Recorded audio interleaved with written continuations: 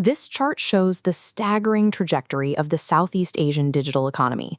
Right now, total transactions sit at about $300 billion. By 2030, that volume is projected to tear past the $700 billion mark.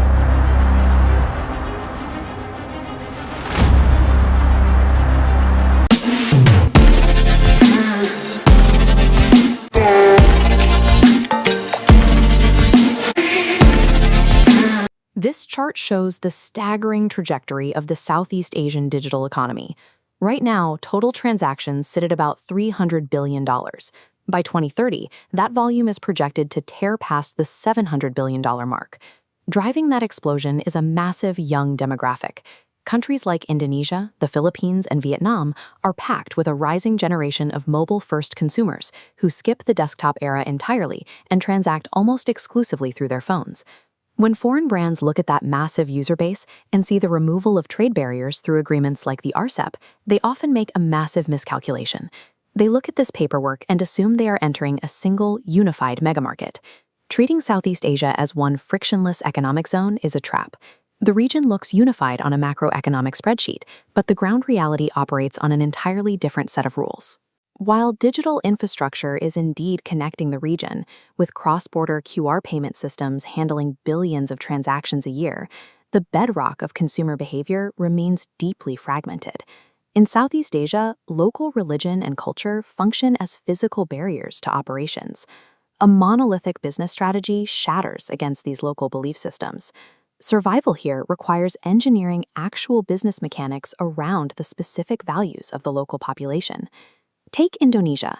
It's the region's largest market, and 87th. To prevent cross-contamination, facilities must build completely isolated, color-coded supply chain pathways. This segregation cascades down to product chemistry, with local brands engineering specialized formulas, like scalp care for women wearing hijabs.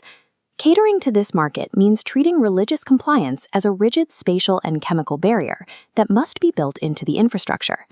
In Thailand, a 93% Buddhist majority dictates a completely different operational dimension, the literal passage of time. Business pacing and consumer demand are perfectly synchronized with the Buddhist religious calendar and its holidays.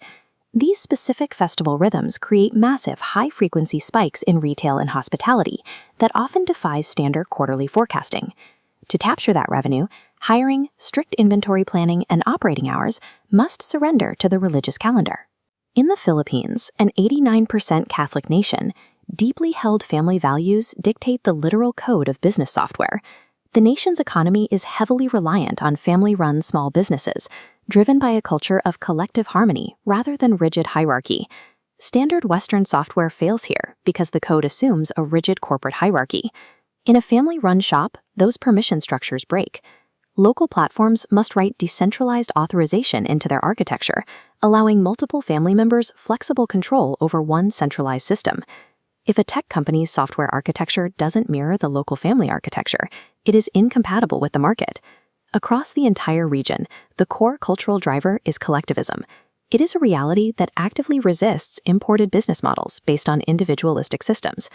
Deploying a single regional playbook introduces unacceptable legal, political, and operational risks across these varied belief systems.